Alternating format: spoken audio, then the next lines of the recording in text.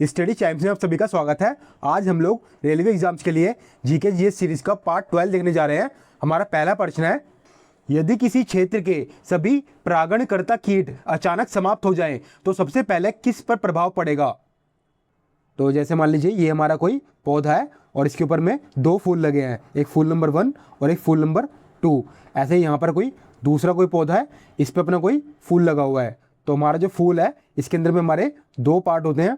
पहला हमारा होता है स्टिग्मा, जो ये बीच वाला पार्ट होता है, और दूसरा हमारा होता है एंथर, जो हमारे ये आप दो ये वाला साइड वाला जो पार्ट देख पा रहे हैं, ठीक है, इसे हमारा एंथर है। तो हमारे परागणकर्ता कीट यानी कि जो पोलिनेटर्स हैं, जैसे कि मधुमक्खी, तितली, भौरा, पतंगा आदि, ठीक है, इन सबको हम लोग क्या बोलते हैं, परागणकर्ता कीट बोलते हैं। ठीक है, परागणकर्ता जो कीट है इनका काम क्या होता है, ये एक फूल का जो एंथर होता है ना, उसके जो पोलन ग्रेन्स होते हैं उसको जो है उसी फूल के स्टिग्मा तक पहुंचाने का काम करते हैं। ठीक है, अगर हमारे जो परागणकर्ता अचानक समाप्त हो जाएंगे तो हमारा क्या होगा, हमारा पॉलिनेशन हो ही नहीं पाएगा। ठीक है, जिसकी वजह से जो हमारा जो निषेचन है यानी कि हमारा जो फर्टिलाइजेशन है वो भी नहीं हो पाएगा, और हमारे जो बीज और फल जो हैं वो भी नहीं बन पाएंगे। ठीक है, इसलिए ये सबसे पहले जो पुष्पीय पौधों का प्रजनन है उसको प्रभावित करेगा। तो इसमें सही उत्तर था हमारा ऑप्शन नंबर ए, पुष्पीय पौधों के प्रजनन पर सबसे ज़्यादा प्रभाव पड़ेगा।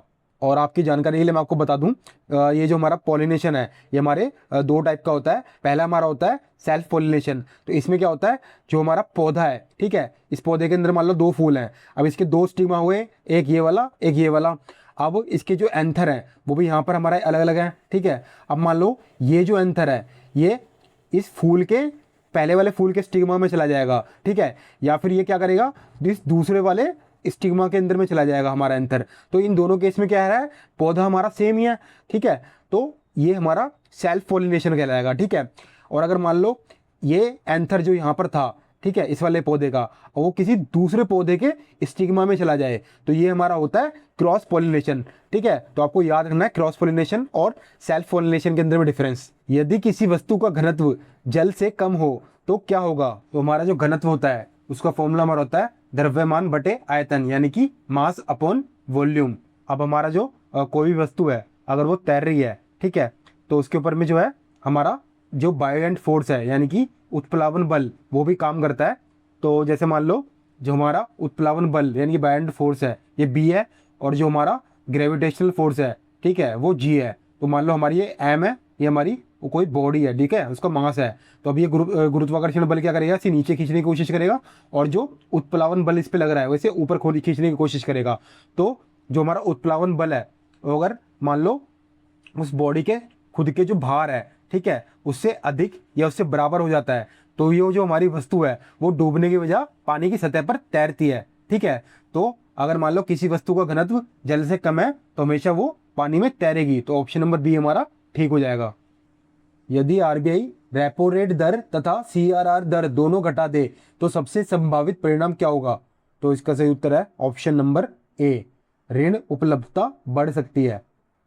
तो जो हमारी रेपो रेट है ये क्या होती है, ये वो इंटरेस्ट रेट होती है जिसपे जो आरबीआई बैंक है ना वो हमारा जो दूसरे जो कमर्शियल बैंक है उनको लोन देता है। जैसे मान लो हमारा जो रिजर्व बैंक ऑफ इंडिया है, ठीक है, अगर वो मान लो एसबीआई को लोन दे रहा है, ठीक है, क्योंकि ये हमारा एसबीआई जो है कमर्शियल बैंक है, तो ये किस रेट पर देगा, ये रेपो रेट पर देगा। ठीक है, मान लो रेपो रेट कितनी भी हो सकती है, 5% या 4%, जो भी हमारा आरबीआई डिसाइड करेगा। ठीक है, तो अगर मान लो इस रेपो रेट को आरबीआई कम कर दे तो सीधी सी बात है एसबीआई को ये ब्याज जो है वो सस्ता पड़ेगा। मान लो पहले रेपो रेट 5% थी, अब आरबीआई ने क्या कर दिया, ये घटाकर 4% कर दी। ठीक है, तो अब जो एसबीआई है इसके पास में जो है ज़्यादा पैसा हो जाएगा ना, कहने का मतलब से कम ब्याज देना पड़ेगा, तो ये भी अपने कस्टमर को ज़्यादा ब्याज दे पाएगा और कम इंटरेस्ट रेट पर दे पाएगा। ठीक है, इससे मार्केट के अंदर में क्या होगा, पैसे का फ्लो बढ़ जाएगा, क्योंकि लोगों के हाथ में पैसा आएगा तो लोग उस पैसे को कुछ खर्च करेंगे ना, तो इसलिए रेपो रेट घटाने से मार्केट के अंदर पैसा बढ़ जाता है। ठीक है, और सीआरआर यानी कि हमारी कैश रिजर्व रेशियो, इसमें क्या होता है, ये जो बैंक होते हैं ना उनको अपनी जो नेट डिमांड और टाइम लायबिलिटीज के हिसाब से आरबीआई के पास में कुछ कैश जो है रखना पड़ता है। ठीक, सीआरआर अगर कम होगा तो जितना ही कम होगा उतने कम पैसे जो है कमर्शियल बैंक को आरबीआई के पास में रखने पड़ेंगे। ठीक है, तो बैंक के पास में लोन देने के लिए ज़्यादा पैसा आ जाएगा, फिर से वही वाली बात हो जाएगी सेम, तो लोगों के हाथ में ज़्यादा पैसा आएगा तो वो उस पैसे से मार्केट के अंदर में कुछ भी अपना जो है खर्चा करेंगे, जिससे मार्केट के अंदर में लिक्विडिटी बढ़ेगी, यानी कि पैसा आना स्टार्ट हो जाएगा। ठीक है, निम्न कथनों पर विचार कीजिए। पहला है हमारा हाइग्रोमीटर वायु की आर्द्रता मापता है, ये हमारा बिल्कुल ठीक है। दूसरी स्टेटमेंट है एनीमोमीटर पवन की गति मापता है, ये भी हमारा बिल्कुल ठीक है, क्योंकि जो एनीमोमीटर होता है इसका इस्तेमाल करके हम पवन की गति यानी कि जो विंड की स्पीड है ना उसको आसानी से मेजर कर सकते हैं। तो ये दोनों स्टेटमेंट हमारी ठीक है, तो ऑप्शन नंबर सी हमारा ठीक होगा। किसी नदी के मध्य प्रवाह में सामान्यतः कौन सी प्रक्रिया प्रमुख होती है? इसका सही उत्तर है हमारा ऑप्शन नंबर सी, परिवहन यानी कि ट्रांसपोर्टेशन। तो नदी के जो है 3 मुख्य चरण होते हैं। पहला हमारा होता है अपर कोर्स यानी कि ऊपरी प्रवाह। यहाँ पर क्या होता है, यहाँ पर नदी जो है इसकी जो ढाल है वो सबसे अधिक होती है, और जो अपर्दन यानी कि जो इरोजन होता है वो सबसे मेन होता है यहाँ पर, ठीक है। इसके अंदर में नदी जो है गहरी घाटियाँ बनाती है इस जगह पर। फिर नदी जो है मध्य प्रवाह यानी कि मिडल कोर्स में आती है, जिसमें नदी का जो स्लोप है यानी कि जो इसकी ढाल है वो कम हो जाती है, और नदी का जो वेग है वो सामान्य हो जाता है, और नदी की जो गति है वो थोड़ी धीमी हो जाती है, जिससे ऊपरी भाग से कटे हुए जितने भी पदार्थ होते हैं ना उनका परिवहन होता है इसमें, ठीक है। जो भी मान लो रेत मिट्टी कंकड़ आदि होते हैं उनको एक स्थान से दूसरे स्थान पर ये नदी जो है ले जाती है। लास्ट में हमारा आता है लोअर कोर्स यानी कि निचला प्रवाह। इसमें नदी की जो गति है वो कम हो जाती है, और इसके अंदर में जो डिपोजिशन यानी कि जो निक्षेपण है ना वो अधिक होता है। जो भी ये सामने हम लेके आ रहे हैं, नदी बह कर लेके आ रही है, इसको डिपॉजिट करती हुई चलती है। तो जो भी हमारे डेल्टा या बाढ़ के जो मैदान होते हैं ना, जितने हमारे डेल्टा वगैरह बनते हैं वो तो इसी निक्षेपण या फिर डिपोजिशन के कारण से बनते हैं। निम्नलिखित में से कौन सा युग्म सही नहीं है? तो इसको हम लोग ऑप्शन से देखते हैं। ऑप्शन ए हमारा नासदीय सूक्त, ये हमारा ऋग्वेद से है, ये बिल्कुल ठीक है। ये जो नासदीय सूक्त है ये हमारे जो ऋग्वेद है उसके 10वें मंडल में मिलता है, ठीक है। इसमें सृष्टि की जो उत्पत्ति है उसके बारे में चर्चा की गई है। फिर है हमारा गार्गी वैदिक परंपरा, ये भी हमारा बिल्कुल ठीक है। इनका उल्लेख बृहदारण्यक में मिलता है। और ऑप्शन सी है हमारा मैत्रेय उपनिषद परंपरा, ये हमारा बिल्कुल ठीक है। मैत्रेय जो है ये वैदिक कालीन विदुषी और महर्षि याज्ञवल्क्य की जो है पत्नी थी, इनका संबंध उपनिषद परंपरा से है। ऑप्शन डी है हमारा मैक्सनीज हर्षकाल, ये हमारा बिल्कुल गलत है, क्योंकि मैक्सनीज जो था ये जो यूनान का जो एक राजदूत था, जो कि वहाँ के राजा सेल्यूकस निकेटर ने मौर्य वंश के संस्थापक चंद्रगुप्त मौर्य के पास में भेजा था। हमसे गलत वाला पूछा था, तो ऑप्शन डी हमारा सही उत्तर हो जाएगा। रेलवे में हैडवे शब्द का संबंध किससे है? इसका सही उत्तर है ऑप्शन नंबर ए, 2 ट्रेनों के बीच समयांतराल से। तो हैडवे का मतलब होता है जैसे मान लो एक ही ट्रैक है, ठीक है। अब इस एक ही ट्रैक पे चलने वाली जो 2 कंसेक्यूटिव ट्रेन है ना उनके बीच का जो मिनिमम टाइम इंटरवल है वो हैडवे कहलाता है। मतलब अगर मान लो एक ट्रेन है, ठीक है, जा रही है, तो इसके बाद में जो दूसरी ट्रेन है वो कितने समय के बाद सेफली आ सकती है, ठीक है, इसी को हम लोग हैडवे कहते हैं। तो जैसे मान लो एक ट्रेन अगर मान लो 10 बजे निकल रही है सुबह, ठीक है, और दूसरी हमारी 10:30 बजे निकल रही है, ठीक है, तो उनके बीच का जो हैडवे होगा वो हमारा आधे घंटे का हो जाएगा। केबुल लामजो नेशनल पार्क किस कारण से अद्वितीय माना जाता है? तो इसका सही उत्तर है ऑप्शन नंबर ए, तैरता हुआ राष्ट्रीय उद्यान।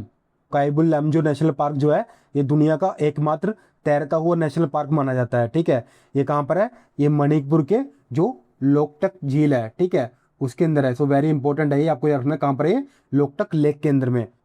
यहाँ पर फुमदी नाम का जो तैरता हुआ वनस्पति और मिट्टी का द्वीप मिलते हैं, ठीक है। ये जो है संगाई हिरण जो है उसका नेचुरल हैबिटेट भी है एक तरीके का, ठीक है। तो संगाई हिरण कहाँ मिलते हैं? यहीं पर मिलते हैं हमारे केबुल लामजो नेशनल पार्क के अंदर। नटराज की प्रसिद्ध कांस्य प्रतिमा किस राजवंश से संबंधित है? तो इसका सही उत्तर है ऑप्शन नंबर बी, चोल वंश से। तो ये जो नटराज की प्रतिमा है ये नटराज भगवान शिव के नृत्य रूप को दर्शाता है। इसमें शिव को तांडव नृत्य करते हुए दिखाया गया है। फॉरवर्ड ब्लॉक की स्थापना किसने की थी? इसका सही उत्तर है option number B, Subhash Chandra Bose ने। तो नेताजी सुभाष चंद्र बोस ने 22 जून 1939 को भारतीय राष्ट्रीय कांग्रेस के भीतर एक वामपंथी राष्ट्रवादी राजनीतिक दल के रूप में ऑल इंडिया फॉरवर्ड ब्लॉक की स्थापना की थी। तो ये क्वेश्चन काफी इंपॉर्टेंट है, आपको पता होना चाहिए। फॉरवर्ड ब्लॉक की स्थापना किसने की थी? सुभाष चंद्र बोस ने। बैरन आइलैंड किस कारण से प्रसिद्ध है? इसका सही उत्तर ऑप्शन नंबर ए, भारत का सक्रिय ज्वालामुखी है। तो बैरन आइलैंड जो है ये भारत का एकमात्र जो है एक्टिव वोल्केनो है, ठीक है। ये कहाँ पर है? ये अंडमान सागर में स्थित है और ये अंडमान और निकोबार द्वीप समूह का एक हिस्सा भी है, ठीक है। यहाँ पर क्या है? यहाँ पर समय समय पर ज्वालामुखी की जो गतिविधियां हैं वो देखी गई हैं। अमरावती कला मुख्यतः किस धर्म से संबंधित है? तो इसका सही उत्तर है हमारा ऑप्शन नंबर बी, बौद्ध धर्म से। तो इस कला शैली का जो विकास है ये मुख्य रूप से आंध्र प्रदेश और तेलंगाना के क्षेत्रों में लगभग दूसरी शताब्दी ईसा पूर्व से तीसरी शताब्दी ईस्वी के बीच जो सातवाहक वंश के जो शासक थे उनके संरक्षण में हुआ था। इस अमरावती कला के अंदर में जो हमारा सफेद चूना पत्थर यानी कि संगमरमर है उसका बहुत ज्यादा उपयोग किया गया है।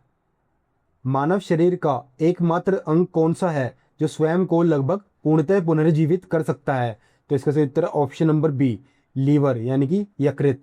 वो जो हमारा लीवर होता है अगर मान लो इसका जो 90% हिस्सा भी अगर मान लो किसी कारण से हट गया, ठीक है, तो जो हमारी बची हुई जो भी कोशिकाएं होती है लीवर की, ठीक है, वो क्या करेंगी?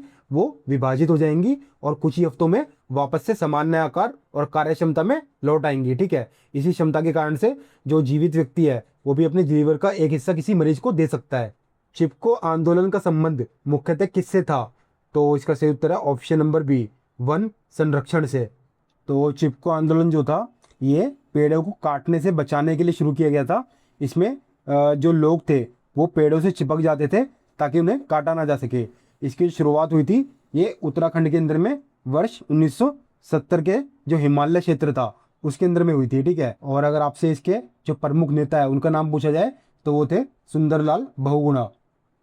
विटामिन B12 की कमी से कौन सा रोग होता है? तो इसका सही उत्तर option number C, pernicious anaemia. तो विटामिन B12 जो होता है इसका रोल हमारा क्या होता है? जो हमारी RBC होती है ना, यानी कि हमारी जो लाल रक्त कोशिकाएं होती हैं उनके फॉर्मेशन में काम आता है, ठीक। अगर मान लो विटामिन B12 की कमी हो गई तो हमारी जो RBC है उनका निर्माण जो है वो कम हो जाएगा। इससे जो हमारी शरीर है उसके अंदर में थकान, कमजोरी और जो खून की कमी जैसे जो लक्षण है वो सामने आ जाएंगे। इसके अलावा स्कर्वी हमारा किस लिए होता है? ये हमारे विटामिन C की कमी से होता है, ठीक है। और इसके अलावा जो रिकेटस होता है ये हमारे विटामिन D की कमी से होता है। और जो बैरी बैरी होता है हमारा ये किसी चीज़ से होता है? ये हमारा होता है विटामिन B1 की कमी से, ठीक है।